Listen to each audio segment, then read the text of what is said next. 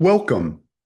My name is Dr. David Averbach, and today we will discuss the best treatment options for common respiratory conditions that appear on steps 1, 2, and 3, the clinical shelf exams, and family medicine, internal medicine, and pediatric boards. This is the first of 2 lectures on this topic. In this lecture, we will discuss treatment of obstructive lung diseases, including COPD, asthma, bronchiectasis, cystic fibrosis, and obstructive sleep apnea. We will also discuss restrictive lung diseases, pulmonary hypertension, and lung cancer. In the second lecture, we will discuss treatment for upper and lower respiratory tract infections, ARDS, congenital respiratory malformations and respiratory distress in the newborn, pulmonary embolism, pleural effusion, and pneumothorax. Let's discuss obstructive lung diseases. List 6 obstructive lung diseases.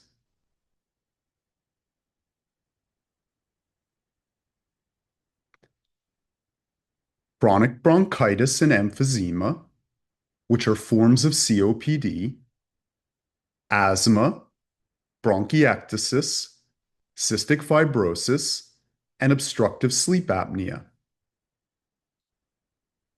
Smoking cessation and pulmonary rehabilitation are important components of COPD management. Our discussion will focus on medications. The medical treatment of chronic bronchitis and emphysema is similar. The goal is to reduce parasympathetic-mediated bronchoconstriction and airway inflammation. The recommendations we will discuss here are based on gold group categories created by the National Institutes of Health and World Health Organization. Be aware that there are many combination inhaler therapies available that combine medications. Patients in Gold Group A typically have mild symptoms using assessment tools and have had 0 or 1 exacerbation, not requiring hospitalization. What daily medication should the patient take?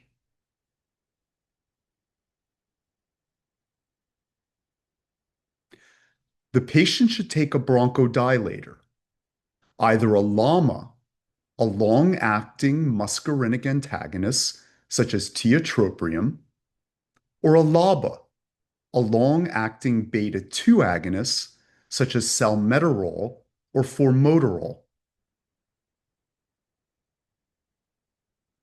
Patients in Gold Group B have more severe symptoms than Group A using assessment tools and have had 0 or 1 exacerbation, not requiring hospitalization. What daily medication should the patient take?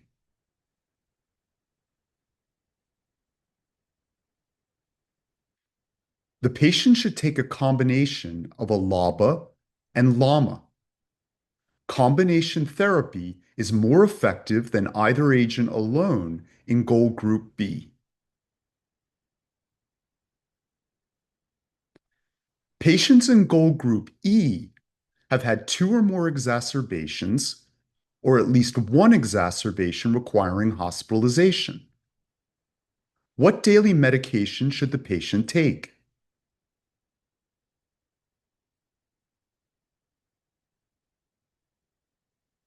The patient should also take a combination of a LABA and LAMA.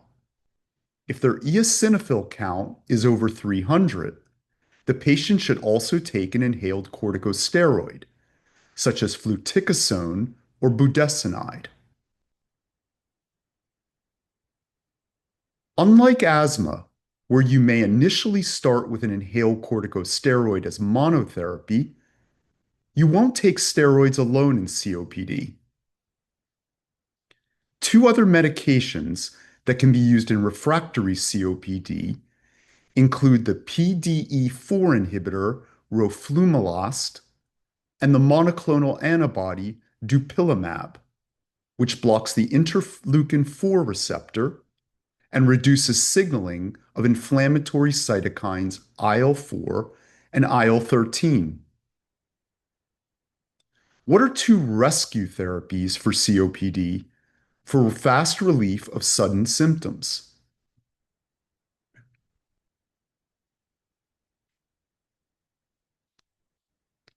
Rescue therapies include the SABA albuterol, which is a short-acting beta-2 agonist, and the SAMA ipratropium, which is a short-acting muscarinic. The only things shown to reduce mortality in COPD are to stop smoking and long-term oxygen therapy. Smoking cessation is the most important factor in preserving lung function. What are the indications for long-term oxygen therapy for COPD?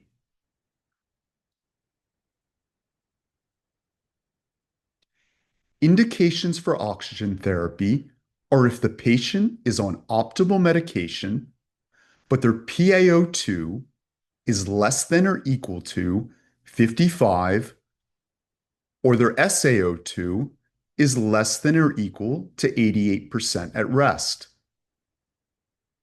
There are other criteria if the patient has comorbidities, such as pulmonary hypertension or CHF. The patient should be on continuous oxygen therapy for at least 15 hours a day. What is the target oxygen saturation, and why do we keep it in this range?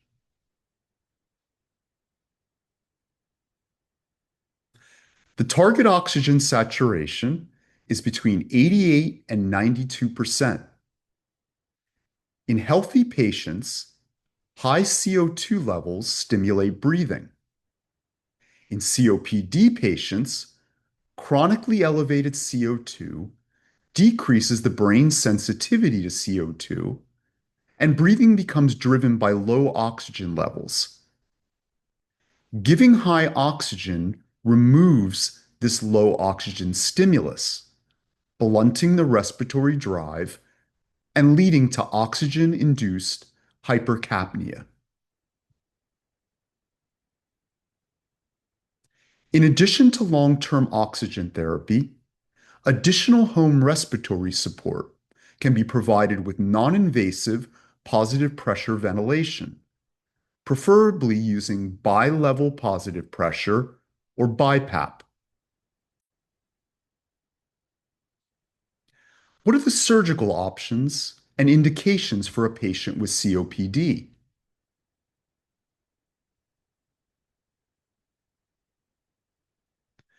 Lung volume reduction surgery can be performed in patients when medical therapy and pulmonary rehab do not control symptoms.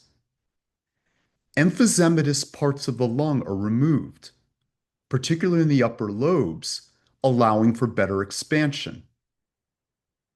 This can be done using minimally invasive, video-assisted thoracoscopic surgery, VATS, or open surgery. Patients with emphysema can develop large bullae, which are non-functional air sacs. When you surgically remove these, the lung has more room for expansion. Removal of bullae also reduces complications like pneumothorax and infection. They can be removed using VATS. Finally, lung transplant can be performed for severe COPD, such as an FEV1 less than 20%, or if they are not eligible for the previous interventions. Let's discuss management of a COPD exacerbation when the patient presents to the hospital. What medications will be given?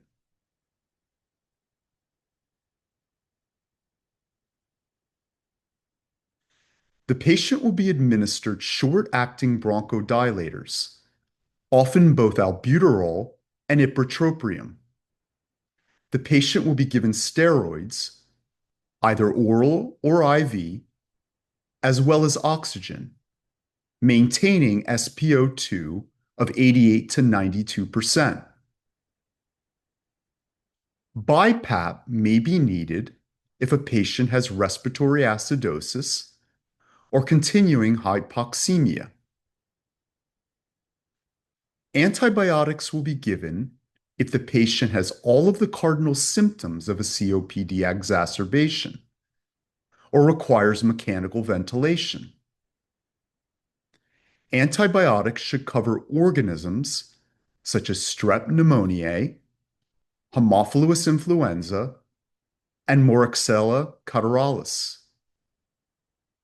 These cause lobar pneumonia in COPD patients. Common antibiotics include amoxicillin clavulanic acid, azithromycin, and doxycycline. If a patient has risk factors for Pseudomonas, the organism should also be covered. I'll mention one last COPD therapy. If a patient develops emphysema from alpha-1 antitrypsin deficiency, you will replace the deficient enzyme. Let's discuss the treatment of persistent asthma. The goal is to prevent bronchoconstriction by reducing bronchial inflammation and parasympathetic activity. Treatment will be based on a stepwise approach from mild to severe persistent asthma from the National Institutes of Health guidelines in 2020. I'll make just a brief mention of intermittent asthma and rescue inhalers. What are these rescue options?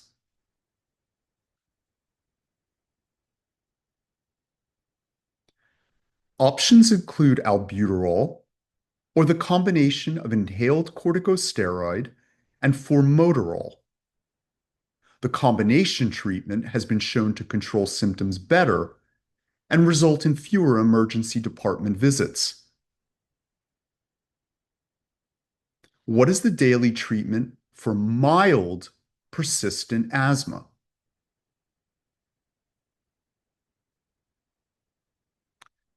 For mild persistent asthma, the patient will take a low-dose inhaled corticosteroid, an ICS, such as budesonide or fluticasone.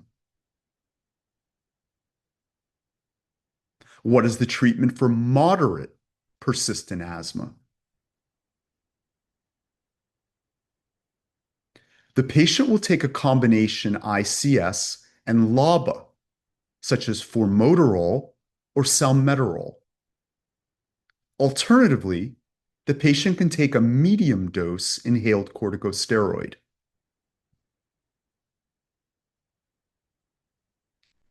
What is the treatment for severe persistent asthma?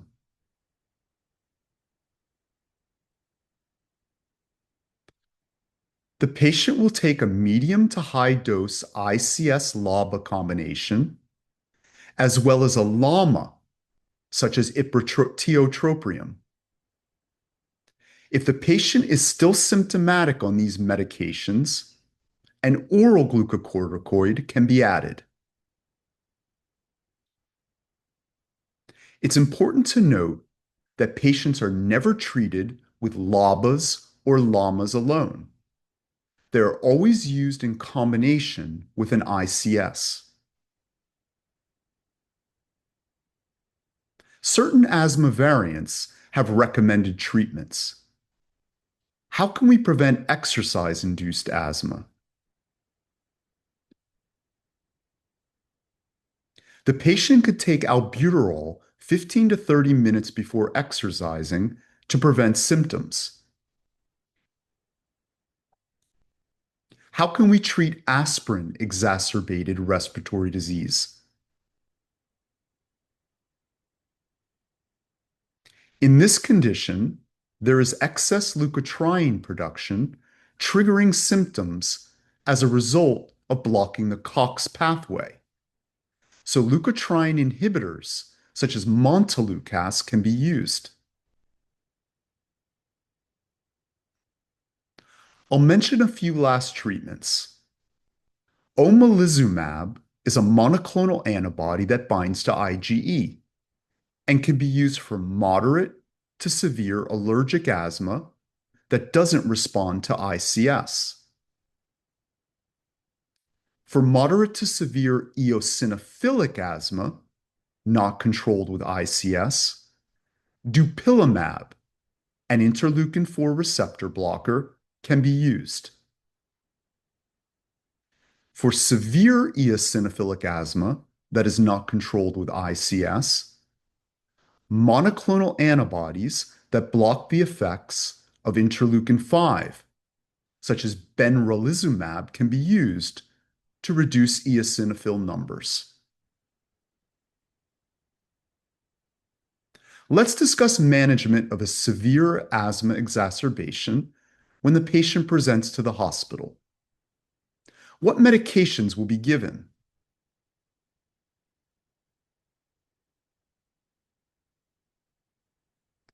The regimen is similar to a COPD exacerbation. The patient will receive short-acting bronchodilators, often both albuterol and ipratropium. The patient will be given steroids, either oral or IV, and oxygen. If the patient is refractory to these interventions and has persistent hypoxemia or persistently low FEV, the patient can be given magnesium sulfate. Epinephrine can also be used in some refractory cases. If the patient does not respond to these measures and they have worsening hypercapnia, hypoxemia, and respiratory acidosis, they may have to be intubated. Let's discuss the treatment of bronchiectasis, specifically non-cystic fibrosis bronchiectasis. What are some of the therapeutic modalities used?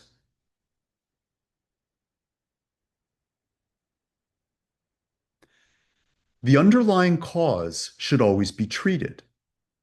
The goal of long-term treatment is to control symptoms, reduce exacerbations, and stop disease progression.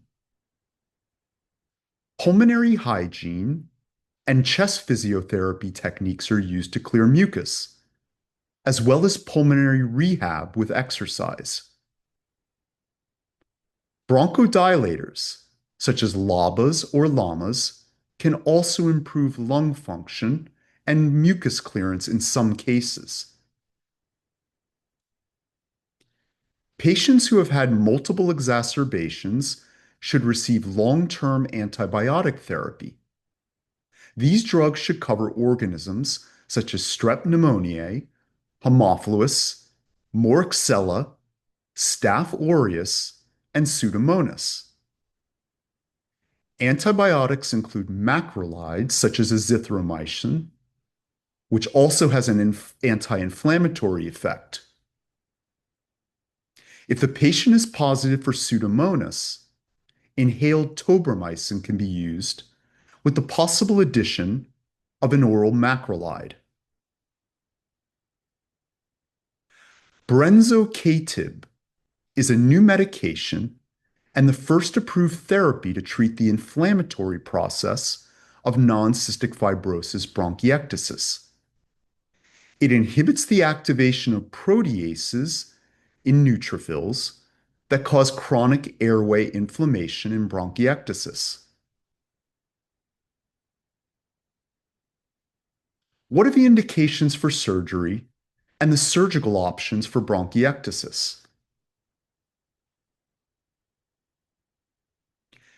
The indications for surgery are if the patient is still symptomatic despite optimal medical therapy, has pulmonary hemorrhage, has bronchi that are no longer functional, and their disease is unilateral and localized.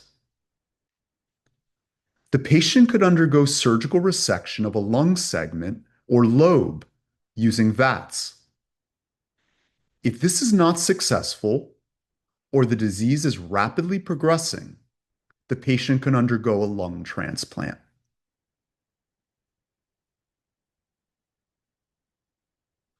What is the treatment for an acute exacerbation of bronchiectasis?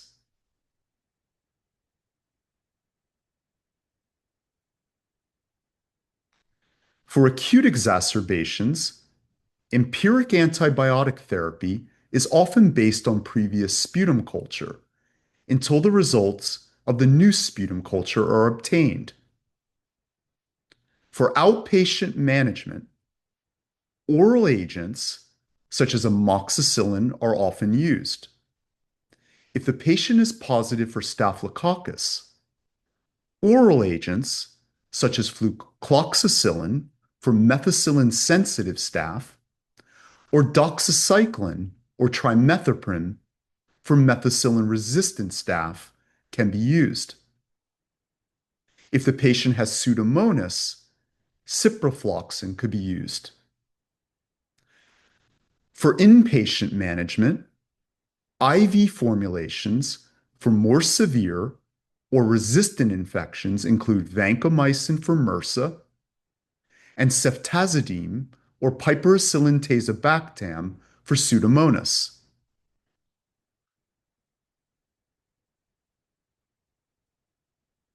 Let's discuss the treatment for obstructive sleep apnea. In addition to lifestyle modifications, such as weight loss, what is the first-line treatment?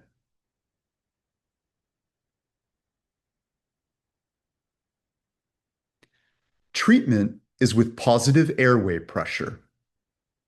Continuous positive airway pressure, CPAP, is used to keep the collapsible airways open.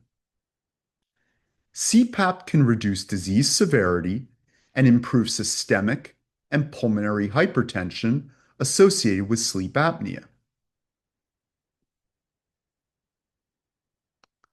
What are the treatment options if the patient cannot tolerate CPAP?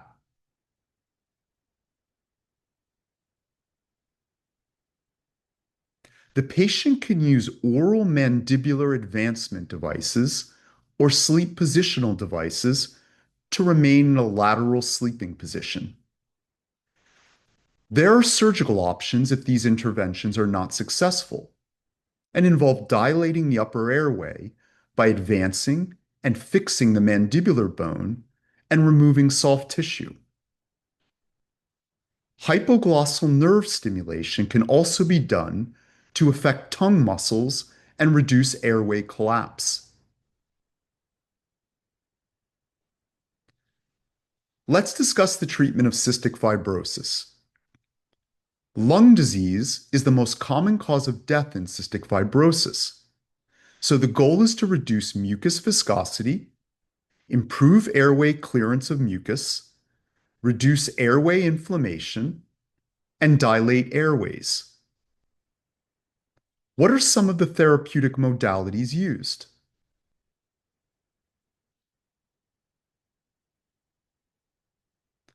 Some of the treatments that can reduce mucus viscosity include a hypertonic saline nebulizer and aerosolized Dornase alpha, which is a DNase that breaks down DNA in the sputum.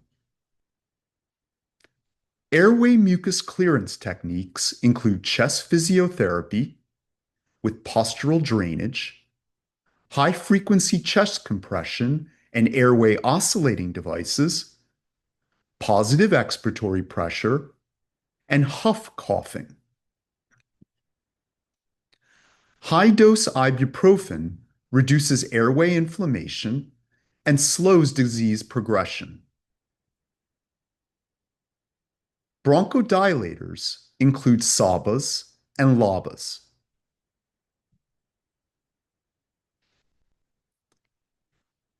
The prevention of respiratory infections is important.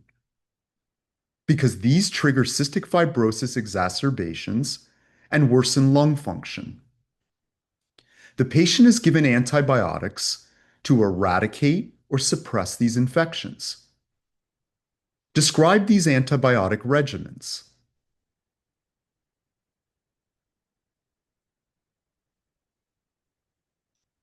When the patient is younger, these infections often include Staph aureus and MRSA.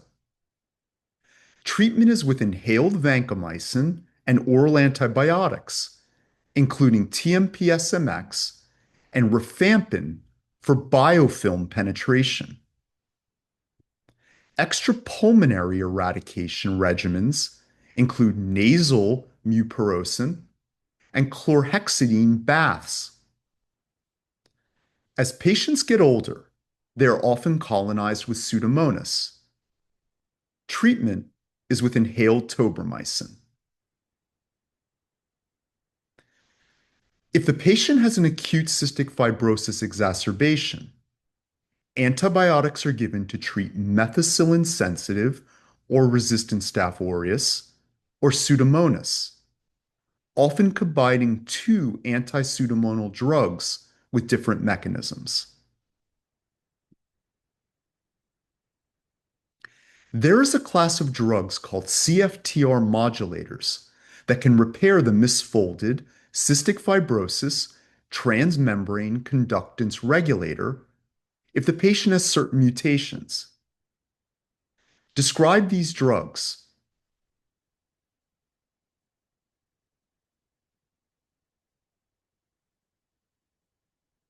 These drugs include correctors, such as lumacaftor, which improve protein folding and transport to the cell surface, and potentiators, such as ivacaftor, which enhance opening of the chloride channel and conductance.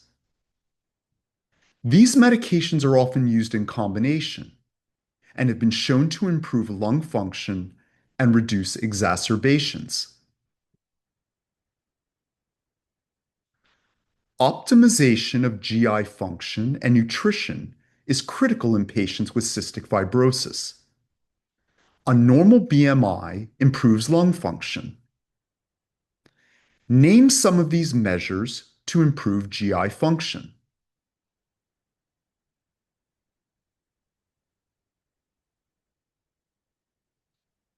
A patient with pancreatic insufficiency should take pancreatic enzymes to help with digestion of fat and protein.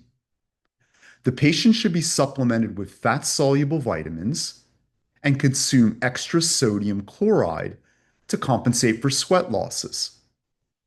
The patient should also have a high-calorie diet, in particular high fat consumption, because CF patients have higher energy expenditure, malabsorption, and higher work of breathing.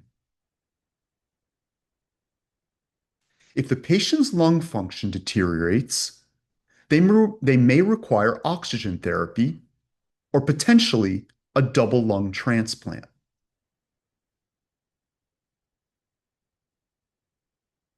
Let's discuss the treatment of restrictive lung diseases.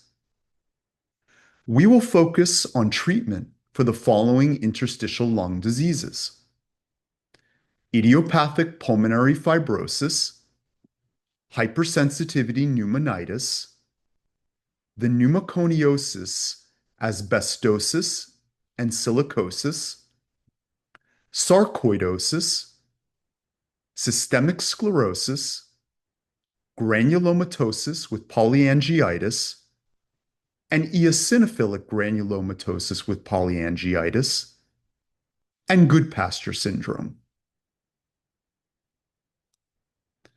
What is a treatment option for idiopathic pulmonary fibrosis?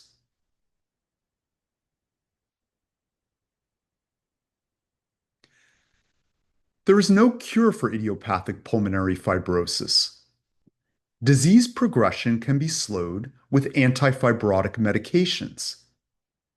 These include nintedanib, a tyrosine kinase inhibitor, which blocks growth factor receptors such as FGF, PDGF, and VEGF. This reduces fibroblast activity, collagen deposition, and lung scarring. Another drug is pirfenidone, which reduces TGF-beta and inflammatory cytokines and also reduces lung scarring. Lung transplant may be indicated in some patients. Immunosuppression is generally not used.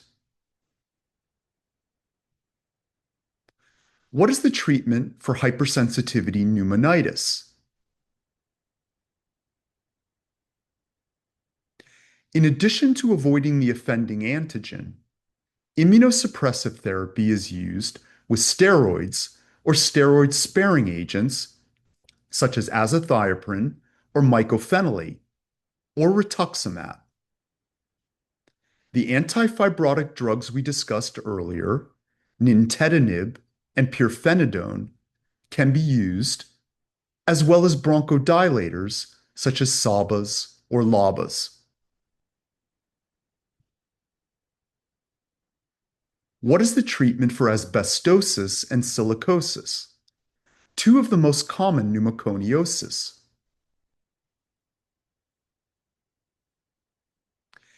In addition to avoiding the inhalation of the dust, treatment is mostly symptomatic, including bronchodilators, steroids, mucolytics, and oxygen therapy. Pulmonary rehab is also done. These patients are at a higher risk for pneumonia and should be vaccinated. Patients with silicosis are at a high risk for TB infection and can be given preventive therapy with isoniazid and rifampin.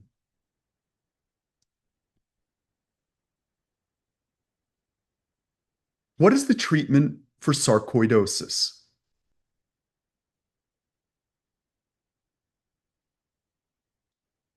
Patients who are asymptomatic or only have mild symptoms may not require treatment. If patients have more severe symptoms and a progressive decline in lung function, they should be treated with steroids such as prednisone. What should you test for in a sarcoidosis patient before giving steroids? Before giving steroids, you should first rule out infectious causes of a granuloma, like TB or a fungus, or the steroids can worsen these conditions. If steroids are not effective in treating sarcoidosis, methotrexate or azathioprine can be added. TNF-alpha inhibitors can be used if these are not effective. Hydroxychloroquine can be used if the patient has skin lesions or hypercalcemia. If these measures are not effective, the patient may need a lung transplant.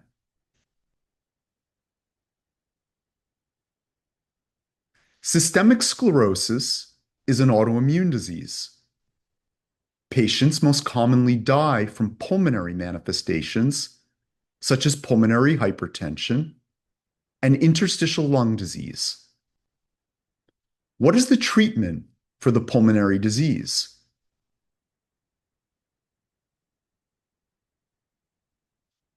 Pulmonary hypertension can be treated using endothelin antagonists, such as bosentan, and PDE5 inhibitors, such as sildenafil. The interstitial lung disease can be treated with immunomodulators such as mycophenolate and the anti-IL-6 receptor antagonist tocilizumab, and antifibrotic agents such as nintedanib. If these measures are not effective, the patient may need a lung transplant.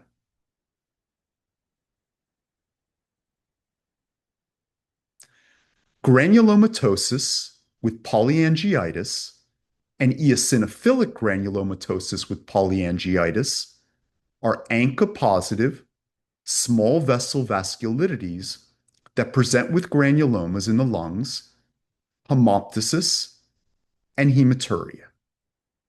How do you treat these two diseases?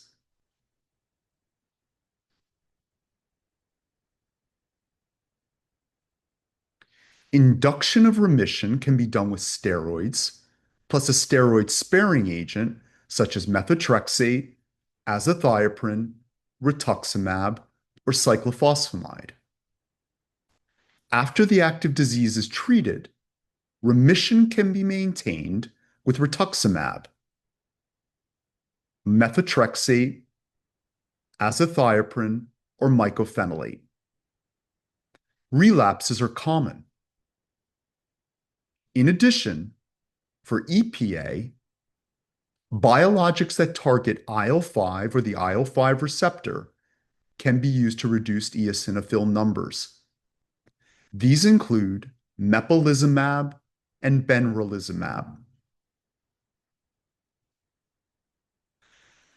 What is the treatment for Goodpasture syndrome, also known as anti-glomerular basement disease?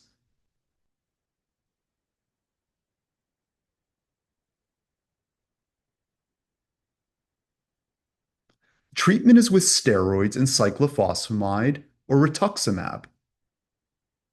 Plasmapheresis can also be performed. Let's discuss the treatment of pulmonary hypertension. We will focus on pulmonary artery hypertension, the World Health Organization Group 1 classification. For the other WHO groups, you treat the underlying cause, such as congestive heart failure or obstructive lung disease. Medications discussed here for Group 1 are not very effective in treating the other groups. Pulmonary artery hypertension is an imbalance between vasoconstrictors, such as endothelin, and vasodilators, such as nitric oxide and prostacyclin. What are the pulmonary artery vasodilators used to treat pulmonary artery hypertension?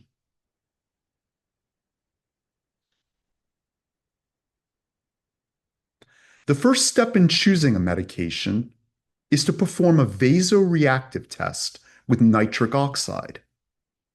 If the patient has a positive test, you start with calcium channel blockers, such as diltiazem if they have a faster baseline heart rate, or amlodipine if they have a slower baseline heart rate. If they do not have a positive vasoreactive test, other pulmonary vasodilators should be used. These include endothelin antagonists such as bosentan, PDE5 inhibitors such as sildenafil to prolong the action of nitric oxide by preventing the breakdown of cyclic GMP.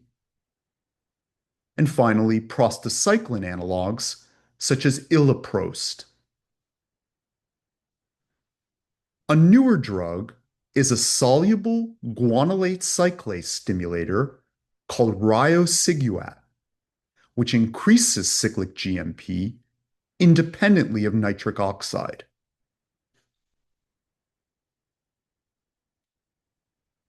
Let's discuss the treatment of lung cancer, specifically bronchogenic carcinoma. This is divided into small cell lung cancer and non-small cell lung cancer. What is the treatment for small cell lung cancer?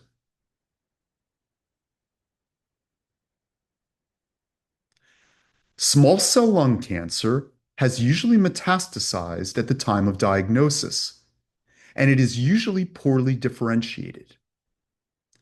Small cell lung cancer is not treated surgically. It is treated with traditional chemotherapy agents such as the cisplatin and etoposide combination. Immunotherapy with immune checkpoint inhibitors such as PD-1 and PD-Ligand 1 inhibitors, and radiation. What is the treatment for non-small cell lung cancer?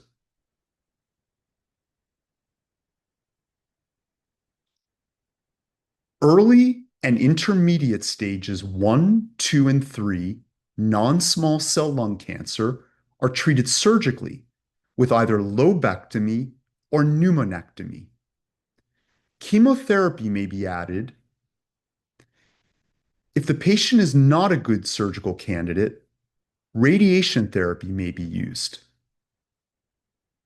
Advanced stage lung cancer, stage 4, is treated with a combination of traditional chemotherapy, immunotherapy, and targeted therapy for specific mutations such as EGFR or ALK.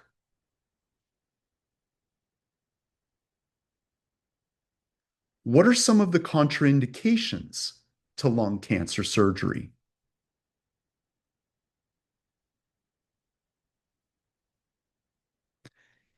In addition to small cell lung cancer, surgery is generally not performed if the cancer has spread to mediastinal or supraclavicular lymph nodes or distant sites.